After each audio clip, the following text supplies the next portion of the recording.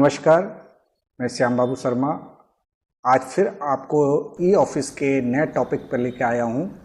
आज का टॉपिक है कि लिंक टैब और रेफरेंस टैब का उपयोग हम किस लिए करते हैं। तो आज मैं आपको इसी पे बताता हूँ। तो चलते हैं हम सीधे ई ऑफिस पे। ई ऑफिस पे आपने लॉगिन कर लिया होगा और आपके जो इनबॉक्स में ये फाइलें पड़ी हुई हैं, इस पे मैं आपको बताता हूँ कि जैसे कोई फाइल आपने खोली है, जैसे मैं ई ऑफिस के संबंध में एक नई फाइल है, इसको मैं खोलता हूँ। ठीक है, इसको मैंने खोला, ये ओपन हो गया है।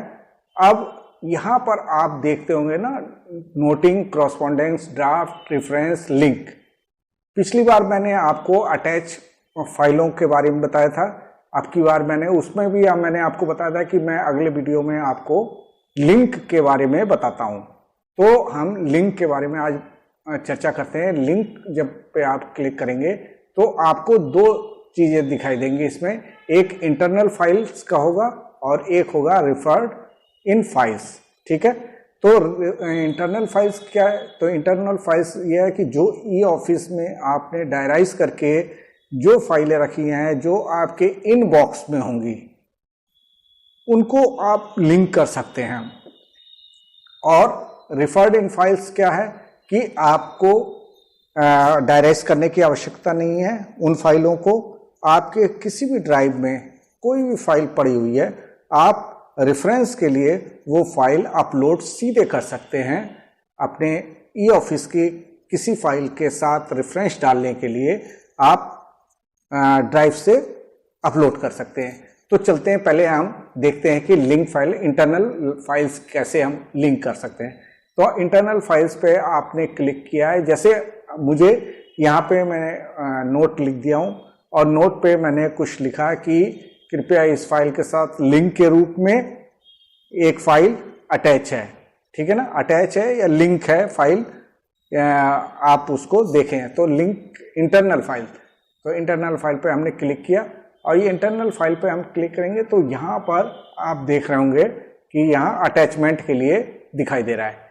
तो ये अटैचमेंट पे हम जब क्लिक करेंगे तो जो आपके इनबॉक्स में पड़ी हुई फाइलें हैं केवल वही शो होंगी।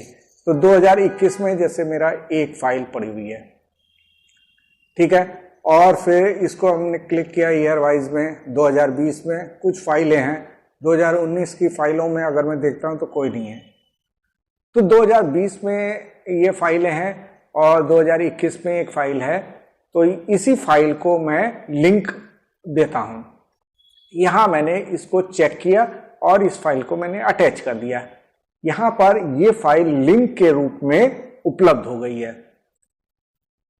अब आप इस फाइल को किसी को सेंड करते हैं, जैसे किसी को आपने सेंड किया और यहाँ पे एड्रेस भरा, उनका ईमेल पे चेक कर दिया, एसएमएस पे चेक कर दिया और डीएससी साइन सेंड कर देंगे या सेंड कर दिया। तो जब आप सेंड किसी को करेंगे तो वो लिंक के रूप में, जब वो ओपन करेगा तो लिंक के रूप में आपने जो फाइल लिंक की है वो दिखाई देगी। ठीक है, अब फिर मैं आपको फिर लिंक पे ले चलता हूँ इस पे। अब मैं बताता हूँ आपको रेफर्ड इन फाइल पे।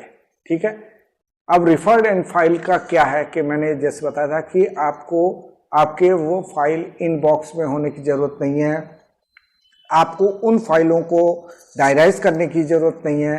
आप जैसे ही आप रेफर्ड इन फाइल करेंगे तो आपके ड्राइव से ये अपलोड हो जाएगा और जब भी वो मूव करेंगे, आप जैसे ही वो फाइल मूव हो जाएगी वो फिर आप उसको डिलीट नहीं कर सकते हैं। ठीक है, जब तक मूव नहीं हो रही है तो आप उसमें लिंक दे सकते हैं और उसको डिलीट भी कर सकते हैं। तो कैसे करेंगे हम ये देखते हैं। रेफर्ड इन फाइल पे आपको क्लिक करना है। अच्छा, इसमें मैं बता दूं आपको, ये रेफर्ड इन फाइल में आप किन किन टाइप की फाइल को आप अपलोड कर सकते हैं।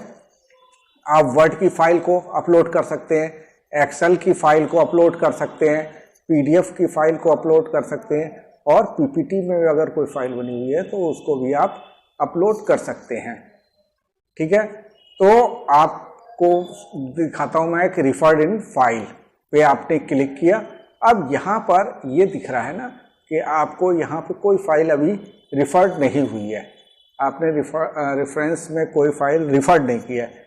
आपको फिर कहाँ जाना होगा, लिंक के पड़ोस में ही आपको रेफरेंसेस पे जाना है और यहाँ लोकल रेफरेंस पे क्लिक करना है। लोकल रेफरेंस पे आप क्लिक करेंगे और यहाँ पर फिर आपको दिखाई देगा अपलोड। तो अपलोड आपको फाइल करना है, अपलोड पे आपने क्लिक किया और ये आपके किसी ड्राइव में ले जा रहा है। तो आपको किस ड्राइव से लेना है, जैसे मैंने एक डेमो की फाइल बनाई हुई है, यहाँ पर ये डेमो पर्पस की फाइल बनाई हुई है मैंने, जैसे वर्ड में बनाई हुई है एक डेमो, एक पीपीटी की बनाई है, एक पीडीएफ बनाई हुई है और एक एक्सेल बनाई है। मैं एक एक करके सभी को यहाँ पे अपलोड करता हूँ।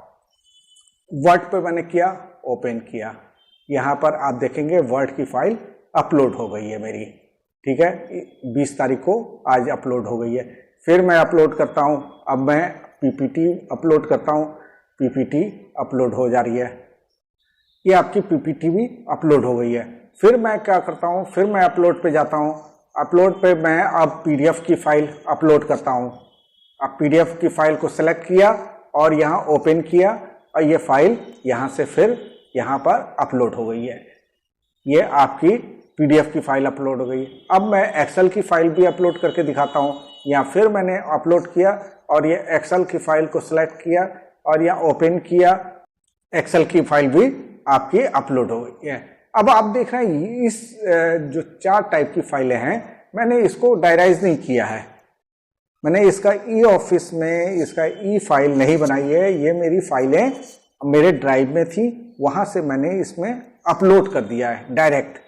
अब ये फाइल यहाँ पर पड़ी रहेंगी, मैं इसको मूव करूँगा और जिसको मूव करता हूँ मैं कहीं पे जाएगी तो वो इस फाइलों को रेफरेंस में जाके यहाँ पे मैं अपना नोट लिख ही दूंगा कि ये चीज़ मैंने ये फाइल रेफरेंस में लगाई हुई है, कृपया इनको देखें। तो वो क्या करेगा, वो यहाँ पर क्लिक करेगा और जब क्लिक करेगा तो ये फाइल डाउनलोड हो जाएगी उसकी और वो वहाँ पे देख लेगा।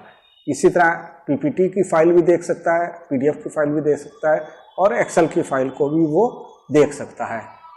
तो इस तरह आप लिंक के माध्यम से, इंटरनल लिंक के माध्यम से आप कोई फाइल लिंक कर सकते हैं और रेफर्ड फाइल को भी आप इस तरह से कर सकते हैं। तो ये काफ़ी आसान है। तो देखा ये कितना आसान है, इस पे आपको ज़्यादा मेहनत नहीं करनी है, आप इस तरीके से आप ये फाइल अपनी लिंक कर सकते हैं। तो दोस्तों, अगर आपको ये वीडियो पसंद आया है तो आप इसको लाइक और शेयर ज़रूर करिए और अपने दोस्तों को भी बताइए कि हम कैसे किसी फाइल को लिंक कर सकते हैं, कैसे रिफ़र कर सकते हैं। और जिन दोस्तों ने अभी तक इतना कहने के बावजूद भी अगर अभी आपने इस चैनल को सब्सक्राइब नहीं किया तो अनुरोध है कि आप इसको सब्सक्राइब कर लीजिए। फिर मैं अगले किसी वीडियो में कोई और अलग टॉपिक लेकर मैं उपस्थित होता हूँ। तब तक के लिए धन्यवाद।